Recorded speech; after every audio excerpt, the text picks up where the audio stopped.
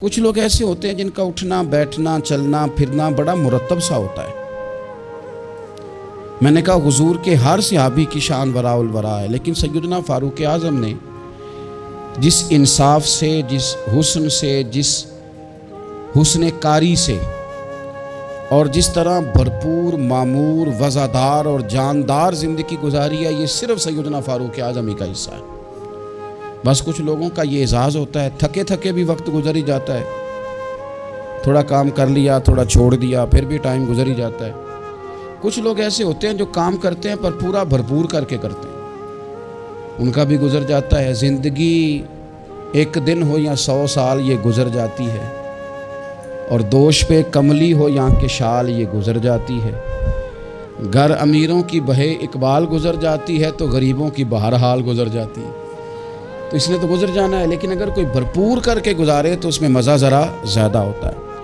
کچھ چیزیں اپنی زندگی میں طے کرنی چاہیے، اور نبی پاک صلی اللہ تعالیٰ علیہ وسلم نے، کیونکہ حضور افصح العرب ہیں، حضور سید عالم صلی اللہ تعالیٰ علیہ وسلم تھوڑے جملوں میں بڑی گہری بڑی دور کی باتیں اور چند جملوں میں محبوب پاک علیہ السلام پوری زندگی کا نچوڑ اور دستور بیان کر دیتے ہیں۔ اسی طرح کی ایک حدیث جامع ترمذی میں موجود ہے۔ حضرت ابو ہریرہ رضی اللہ تعالیٰ عنہ فرماتے ہیں کہ نبی پاک صلی اللہ تعالیٰ علیہ وسلم نے ایک دفعہ فرمایا تھا کہ کون ہے جو مجھ سے 5 باتیں سیکھ لے اور پھر ان پر عمل کرے، اور پھر ہو سکے تو یہ باتیں آگے بھی پہنچائے۔ 5 باتیں سیکھے، ان پر عمل کرے، یا اس کو سکھائے جو اس پر عمل کرے۔ تو حضرت ابو ہریرہ رضی اللہ تعالیٰ عنہ کہتے ہیں میں نے آگے بڑھ کے عرض کی یا رسول اللہ میں ہوں نا، آپ حکم کریں 5 باتیں کون سی ہیں؟ اللہ کے پیارے رسول صلی اللہ تعالیٰ علیہ وسلم نے فرمایا اللہ تعالیٰ کی حرام کردہ چیزوں سے بچ جاؤ، سب سے بڑے عبادت گزار بن جاؤ گے۔ پھر نبی پاک صلی اللہ تعالیٰ علیہ وسلم نے دوسری بات ارشاد فرمایا اللہ تعالیٰ کی تقسیم پہ راضی ہو جاؤ، سب سے بڑے غنی بن جاؤ گے۔ پھر حضور نے تیسری بات ارشاد فرمایا اپنے پڑوسی سے حسن سلوک کرو، مومن بن جاؤ گے۔ چوتھی بات ارشاد فرمایا لوگوں کے لیے بھی وہی پسند کرو جو اپنے لیے پسند کرتے ہو، تو بہترین مسلمان بن جاؤ گے۔ پھر حضور سید عالم صلی اللہ تعالیٰ علیہ وسلم نے 5ویں اور آخری بات ارشاد فرمایا زیادہ ہنسا نہ کرو، زیادہ ہنسنے سے دل مردہ ہو جاتا ہے، دل مردہ ہو جاتا ہے۔ زیادہ نہ ہنسا کرو، کبھی کبھی رویا بھی کرو، اور قرآن حکیم فرماتا ہے کثرت سے رویا کرو، تھوڑا ہنسا کرو۔ بہت زیادہ ٹھٹھا کرنا، بہت زیادہ مذاق کرنا، زندگی میں ہر وقت کسی نہ کسی شغل میلے کے لیے تیار رہنا، یہ دلوں کو سخت کرتا ہے۔ ہم سمجھ رہے ہوتے ہیں کہ تھوڑی دیر کے لیے خوش ہو رہے ہیں، خوش طبی کر رہے ہیں، اس سے اندر کی کیفیات پتھر ہو جاتی ہیں۔ یہ حضور خود ارشاد فرماتے ہیں الجھے ہوئے لوگوں سے گریزاں نہ ہوا کر، اور حالات کی قبروں کے یہ کتبے بھی پڑھا کر۔ ہر وقت کا ہنسنا تجھے برباد نہ کر دے، تنہائی کے لمحوں میں کبھی رو بھی لیا کر۔ کبھی کبھی رونا بھی چاہیے، اور رونا کئی دفعہ بڑا فائدہ دیتا ہے۔ عاشق دا کامی رونا تونا ہے تے بنا رویوں نہیں منظوری، یہ عاشق سدا ہی روندے رہندے پاویں وصل ہوئے تے پاویں دوری۔ تو ان 5 باتوں کو ضرور یاد رکھیں، یہ انسان کو بڑا فائدہ دیتی ہے۔ سیدنا فاروق اعظم رضی اللہ تعالیٰ عنہ کی بات عرض کر رہا تھا، انہوں نے کچھ اسی طرح سے انہی چیزوں میں انہوں نے اپنے آپ کو تھوڑا سا مضبوط کر لیا تھا۔ میں نے قرآن پاک کی ایک آیت کریمہ تلاوت کی ہے۔ اللہ فرماتا ہے ان الذین آمنوا وعملوا الصالحات، وہ لوگ جو ایمان لائے اور ایمان لانے کے بعد پھر انہوں نے نیک کام کیے، اولئک ہم خیر البریہ۔ ایمان اور نیک اعمال، جن لوگوں نے ان 2 باتوں کو اپنا لیا، نہ مال کی بات کی نہ اقتدار کی بات کی، یہ اس موقع پر علم کی بات بھی نہیں کی، ایمان اور اعمال صالحہ، فرمایا جو 2 ان باتوں پر عمل کر لیں اولئک ہم خیر البریہ، فرمایا یہ لوگ ساری مخلوق سے بہتر ہیں۔ بہترین آدمی ہوتا ہے جس کا ایمان پکا ہو، اعمال درست ہو۔ سادہ معنی یہ ہے کہ عقیدہ ٹھیک ہو، عمل کی اصلاح ہو، بہترین لوگ ہیں، ایک ایمان ہو، دوسرا اعمال صالحہ ہو، دو چیزیں میسر ہو گئیں تو بڑی ساری چیزیں بہتر ہو جائیں گی۔ سب سے پہلی بات سیدنا فاروق اعظم کی زندگی میں جو بہت زیادہ ملتی ہے نا، وہ اپنی اصلاح کی کوشش کرنا، خود احتسابی، اپنا حساب کرنا ہے۔ جو لوگ ساری زندگی اپنا حساب نہیں نہ کرتے ان کے پاس بچتا کچھ نہیں۔ پہلی بات تو یہ ہے کہ ہم ساری زندگی دوسروں کا حساب کرتے رہتے ہیں، نتیجہ یہ برآمد ہوتا ہے کہ بہت سارے لوگ آگے گزر جاتے ہیں اور ہم حساب کتاب میں رہ جاتے ہیں۔ اپنا حساب کرنا چاہیے، اپنے اوپر غور کرنی چاہیے، خود احتسابی کے عمل سے گزرنا چاہیے، غور کرنا چاہیے کہ زندگی میں جو ہم ناکام ہوئے ہیں یا جہاں جہاں ہمارے اندر کوئی کمیاں رہ گئی ہیں اس میں ہماری اپنی غلطیاں کتنی ہیں۔ جو لوگ اپنا احتساب کرنے کے عادی ہو جاتے ہیں نا، دوسروں پہ ڈال کے تو بڑا آسان ہے وقت گزار لینا، لیکن اپنا احتساب کرنا۔ ایک دن حضرت ابو درداء رضی اللہ تعالیٰ عنہ فرماتے ہیں کہ میں باغ میں گیا تھا تو درخت کے پیچھے سے حضرت عمر کی آواز آ رہی تھی، تو میں پلٹ کے پیچھے گیا تو حضرت عمر اپنے آپ سے باتیں کر رہے تھے۔ کبھی کبھی یہ کام بڑا مزہ دیتا ہے، اور حضرت عمر اپنے آپ سے باتیں کرتے تھے، کہتے تھے خطاب کا بیٹا اور امیر المومنین، واہ بھائی واہ، کیا بات ہے تیری، خطاب کا بیٹا اور امیر المومنین۔ اپنا احتساب کر رہے تھے، اور درجنوں اور بیسیوں جگہ آپ نے یہ لفظ ارشاد فرمائے کہ میں تو اونٹ چرانے والے کا بیٹا ہوں۔ جو لوگ اپنا محاسبہ نہیں نہ کرتے ان کی تعمیر رک جاتی ہے، ساری زندگی گزر گئی لیکن اپنا محاسبہ ہی نہیں کیا، اپنے اوپر غور ہی نہیں کیا۔ من عرف نفسہ فقد عرف ربہ، جو اپنے آپ کو پہچان جاتا ہے وہی رب کو پہچانتا ہے۔ فلانے نے غلطی کر دی، فلاں بندے کی وجہ سے میں کامیاب نہیں ہو سکا، فلاں خاندان والوں نے سپورٹ نہیں کیا، فلاں جگہ مجھے اساتذہ ٹھیک نہیں ملے، فلاں جگہ فلاں مدرسے اسکول کالج کا ماحول مجھے ٹھیک نہیں ملا۔ آپ اپنے اندر بھی تو کمزوری دیکھیں نا کہ اپنے اندر کمزوری کہاں۔ دوسروں پر ملبہ ڈالنا یہ تو بزدل لوگوں کا طریقہ ہے اور آسان کام ہے۔ تو سیدنا فاروق اعظم رضی اللہ تعالیٰ عنہ خود احتسابی کرتے۔ دوسری بات یہ تھی کہ ہر کام کو خود دیکھنے کی کوشش کرتے۔ دو باتیں زندگی میں بڑا معنی رکھتی ہیں اور ان لفظوں کی بڑی اہمیت ہے، ایک ہے پرواہ کرنا اور ایک ہے لاپرواہی کرنا۔ آپ غور کر لیں کہ گھر میں خاتون خانہ کو پورا خرچ دیا جائے، اسے ضرورت کی ہر چیز دروازے پر فراہم کی جائے، سارا اس کا خیال رکھا جائے، تو پھر بھی بعض خواتین بڑے کرب اور بڑے درد کے ساتھ ایک شکوہ کرتی ہیں۔ وہ شکوہ کیا ہوتا ہے کہ میرا خاوند میری پرواہ نہیں کرتا، توجہ نہیں دیتا۔ ماں اور باپ ساری چیزوں کے باوجود شکوہ کرتے ہیں کہ یار یہ ساری باتیں اس کی ٹھیک ہیں لیکن یہ پرواہ نہیں کرتا، اس نے کبھی غور نہیں کیا، کبھی اہمیت نہیں دی۔ ڈھیر سارے طالب علم لائق ہوتے ہیں، امید کی جا سکتی ہے کہ بہت بڑا زندگی میں کارنامہ سر انجام دیں گے، لائق ضرور ہوتے ہیں لیکن لاپرواہ ہوتے ہیں۔ اللہ نے انہیں قدرتی صلاحیت دی ہوتی ہے، رب تعالیٰ نے انہیں وسعت دی ہوتی ہے حافظے میں، لیکن وہ ایک لاپرواہی کی وجہ سے اپنی زندگی کی ساری خوبیاں ضائع کر دیتے، پرواہ نہیں کرتے، جو کام ضروری ہوتا ہے اس پر توجہ نہیں دیتے۔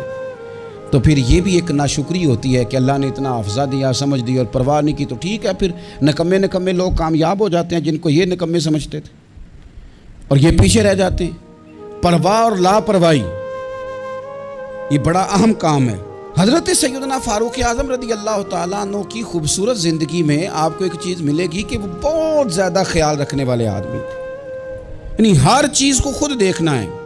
گورنر مقرر کر دیا تو اب گورنر مقرر کر کے وہ بالکل خود لا تعلق نہیں ہو جاتے تھے صوبے سے۔ گورنر مقرر کیا ہے، اب گورنر کی نگرانی کرنی ہے کہ وہ کام ٹھیک کر رہا ہے کہ نہیں کر رہا۔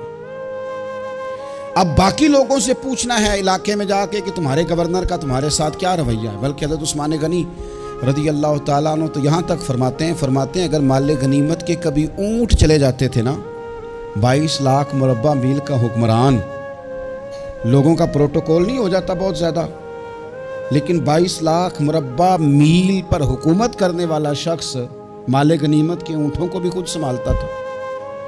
تو ہم سمجھتے ہیں یہ چھوٹا سا کام ہے، میں کیوں کروں، میں نے اتنے بندے مقرر کر دیا وہ کر دیں گے۔ یاد رکھنا،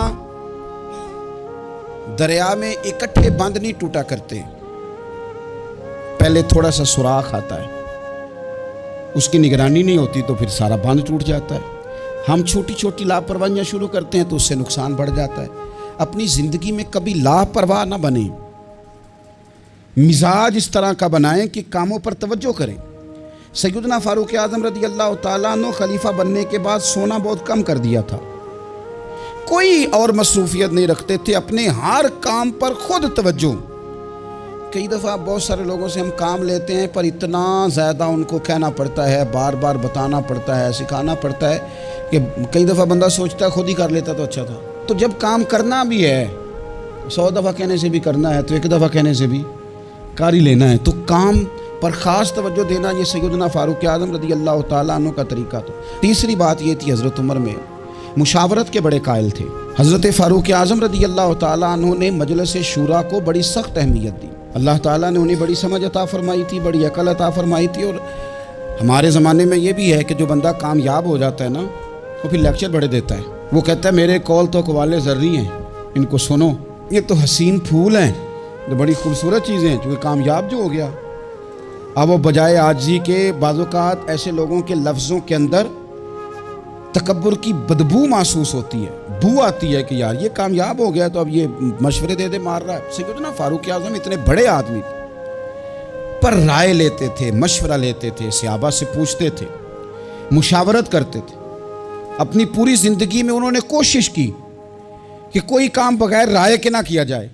حضرت سیدنا مولا علی شیر خدا ان کے سب سے بڑے مشیر تھے، حضرت عثمان غنی، سیدنا ابو درداء، حضرت جناب عبد الرحمن ابن عوف رضوان اللہ تعالیٰ علیہ اجمعین، ان لوگوں سے مشورہ کرنا، ان سے رائے لینا اور رائے کے مطابق آگے چلنا، اور پھر جو رائے خیر کی ہو اسے قبول کرنا ان کا مزاج تھا۔ کچھ لوگ مشورہ کرتے ہیں لیکن بندوں کو راضی کرنے کے لیے، تو وہ مشورہ کرتے تھے قبول کرنے کے لیے۔ پھر ہمارے ہاں لوگ مشورہ کرتے ہیں اپنے خوش آمدیوں سے، تو خوش آمدی جو مشورہ دیتے ہیں وہ تو کہتے ہیں جناب بلے بلے، آپ فکر ہی نہ کریں، آپ کر گزریں۔ حضرت فاروق اعظم رضی اللہ تعالیٰ عنہ ان لوگوں سے رائے لیتے تھے کہ جن کی رائے بعض اوقات آپ جو چاہ رہے ہوتے تھے اس رائے کے مخالف ہوتی تھی، تو وہ اس رائے کو بھی قبول کرتے اور اپنی رائے کو چھوڑتے، اور ڈھیروں کام انہوں نے ایسے کیے۔ حضرت سیدنا فاروق اعظم رضی اللہ تعالیٰ عنہ نے ایک دفعہ ایک بات ارشاد فرمائی، تو ایک خاتون نے پردے کے پیچھے سے اٹھ کے کہا کہ فاروق اعظم آپ یہ بات اس طرح کر رہے ہیں، اور قرآن پاک میں یہ بات میری سمجھ میں اس طرح آئی ہے، آپ اپنے اجتہاد سے بات کر رہے تھے، اس نے اپنے اجتہاد سے بات کی۔ تو حضرت عمر فوراً بولے، یہ میں اس شخص کی بات کر رہا ہوں جو محدث ہیں اس امت کی، ان کی بات کر رہا ہوں جنہیں حضور نے فرمایا میرے بعد نبی ہوتے تو عمر ہوتے۔ حضرت عمر فوراً کہنے لگے لوگوں،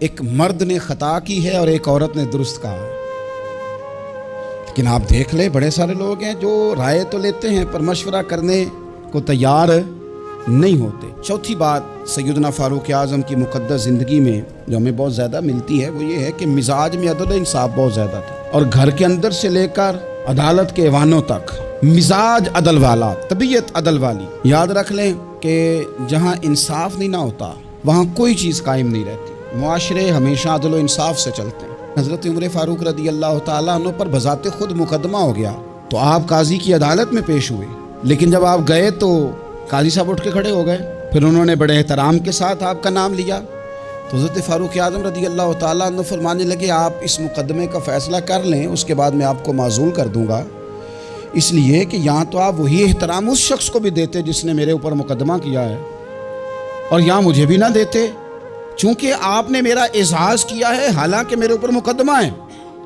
تو لہٰذا آپ دو لوگوں میں انصاف نہیں کر سکے، یہ فیصلہ آپ کر لیں، اس کے بعد آپ کو فارغ کر دیا جائے۔ جب آپ خود کو قانون کے حوالے نہیں کرتے تو پھر آپ کیسے توقع کرتے ہیں کہ دنیا میں انصاف قائم ہوگا؟ تو یہ مزاج تھا۔ پانچویں بات یہ تھی کہ حضرت فاروق اعظم جان، مال اور املاک کے تحفظ کے بڑے قائل تھے۔ وہ کہتے تھے کہ مسلمانوں کی جان، مال، گھر یہ قیمتی اثاثے ہیں۔ ہمارے ہاں غریب آدمی تھانے میں پرچہ کٹوانے نہیں جاتا، وہ کہتا ہے جتنے سوالوں کا مجھے جواب دینا پڑے گا نا، چور کو اتنے سوالوں کا جواب ہی نہیں دینا پڑتا، وہ جاتا ہی نہیں۔ حضرت عمر فاروق رضی اللہ تعالیٰ عنہ قدر کی نگاہ سے دیکھتے تھے انسان کی عزت کو، اور بہت قدر کی نگاہ سے دیکھتے تھے۔ جب ایک گورنر صاحب کے بیٹے نے کسی عام مسلمان کو کوڑا مار دیا یا کوڑے مار دیے، تو حضرت عمر فاروق نے گورنر کو بلا کے جو لفظ کہے تھے وہ تاریخ کا حصہ ہے۔ آپ نے فرمایا تھا کہ تم گورنر ہو، لیکن تم نے کب سے لوگوں کو اپنا غلام سمجھنا شروع کر دیا ہے، حالانکہ ان کی ماؤں نے انہیں آزاد پیدا کیا ہے، ماؤں نے آزاد پیدا کیا اور تم نے انہیں غلام سمجھنا شروع کر دیا۔ تو آپ کے مزاج کے اندر جو جان مال عزت کا تحفظ تھا وہ ایک بڑی اہم بات تھی۔ اور چھٹی بات بڑی اہم تھی، وہ یہ تھا کہ اپنی رعایا میں جہاں ان کے مالی معاملات کا خیال رکھتے تھے، ان کے حقوق کا تحفظ کرتے تھے، ان کے جان مال کی حفاظت کا ذمہ لیتے تھے، وہاں ان کی اصلاح کرتے تھے، دینی اصلاح۔ یعنی یہ خلیفہ وقت ہیں جو فجر کی نماز کے لیے گھر سے نکلتے ہیں تو رستے میں جتنے گھر آتے ہیں ان کے دروازوں پہ دستک دیتے ہیں، اٹھو نماز کا ٹائم ہو گیا۔ اور اگر ایک صحابی جماعت میں دیر سے آتے ہیں تو حضرت عمر ان سے فرماتے ہیں کہ آپ دیر سے کیوں آئے ہیں؟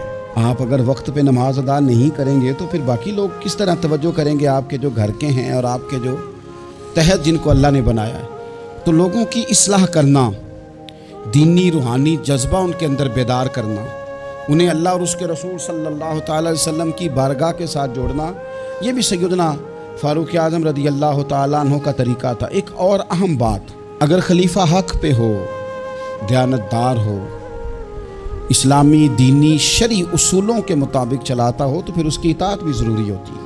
حضرت فاروق اعظم عملی نفاذ کے بھی بڑے قائل تھے۔ ایسا نہیں ہے کہ کوئی بندہ شترے بے مہار ہو جائے، قانون کی پابندی نہ کرے۔ فرماتے تھے اگر ہم غلط ہیں تو ہماری اصلاح کرو، اگر ہم ٹھیک ہیں تو پھر تمہیں اطاعت کرنی ہے، تمہیں پیچھے چلنا ہے، تمہیں قانون کی پابندی کرنی۔ اس حوالے سے بھی ان کا درہ ہمیشہ کھڑا رہتا تھا کہ کسی شخص کو اطاعت سے نکلنے کی اجازت نہیں ہوگی۔ قانون کی، دین کی، شریعت اسلامیہ نے جن کو اولو الامر قرار دیا، ان لوگوں کی اتباع، ان لوگوں کی فرما برداری بھی ضروری ہوگی، اطاعت بھی ضروری ہوگی۔ تو ہمارے مزاجوں کے اندر جو قانون سے بالا تر ہونے کا تصور ہے، سیدنا فاروق اعظم رضی اللہ تعالیٰ عنہ اس کی بھی شدید مخالفت کرتے تھے۔ حضرت فاروق اعظم رضی اللہ تعالیٰ عنہ کے مزاج میں تھوڑی سختی تھی۔ جب وہ خلیفہ بنے تھے تو اللہ کی بارگاہ میں انہوں نے دعا کی تھی کہ یا اللہ میں مزاج کا سخت ہوں تو مجھے نرم کر دے۔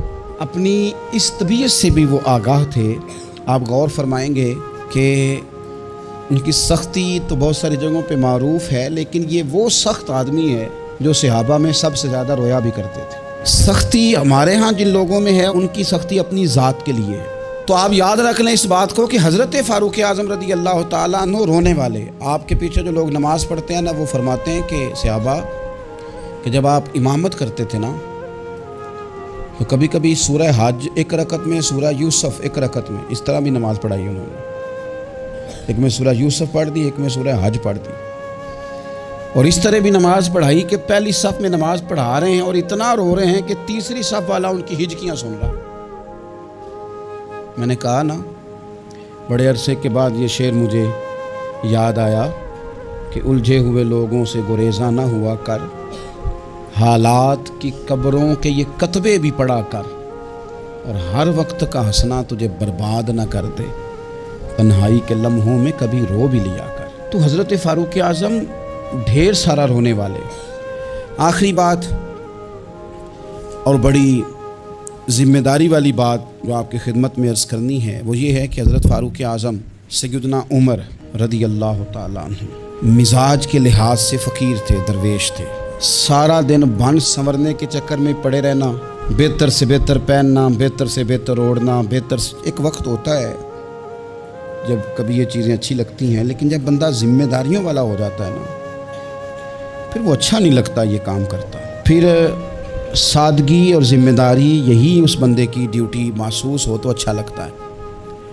یعنی طامت پہننا ہے تو کئی جگہ سے اس پہ پابند لگے ہوئے ہیں کہ 2 منٹ کے لیے سوچیں بھلا میں نے کیا کہا ہے۔ یعنی ایک بندہ 22 لاکھ اور درجنوں صوبے ہیں اس ملک کے جس کے وہ گورنر ہیں۔ کوئی زندگی میں کونسلر دیکھا آپ نے جس کے کپڑے پھٹے ہوئے ہوں؟ 14ویں 15ویں گریڈ کا بندہ ملازم ہو، کپڑے پھٹے ہو ہی نہیں سکتا۔ لیکن پھٹے کپڑے،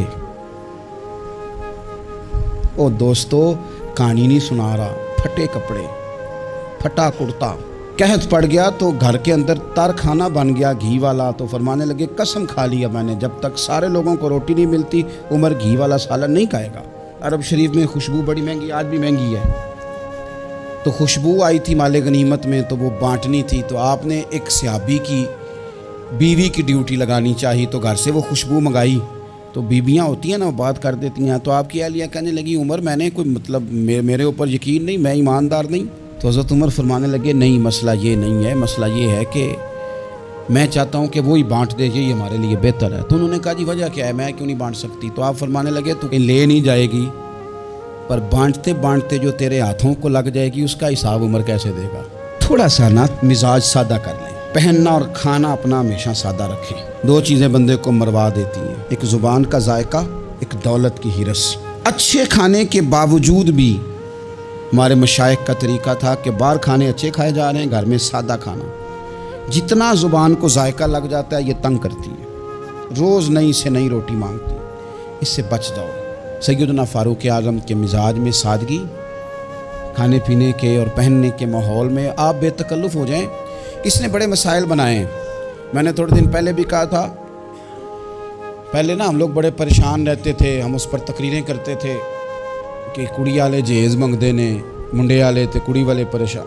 اب لڑکے والے بڑے نیک ہو گئے، آپ کو پتہ ہے اب جہیز نہیں مانگتے، پرہیزگار ہو گئے۔ انہوں کہتے ہیں جہیز نہیں اساں لینا، 600 بندہ لے آنا ہے، روٹی انہوں چنگی کھوانی جی، اب پرہیزگاری آ گئی، وہ 600 بندہ جو آ رہا ہے اس نے کبھی روٹی نہیں کھائی گھر۔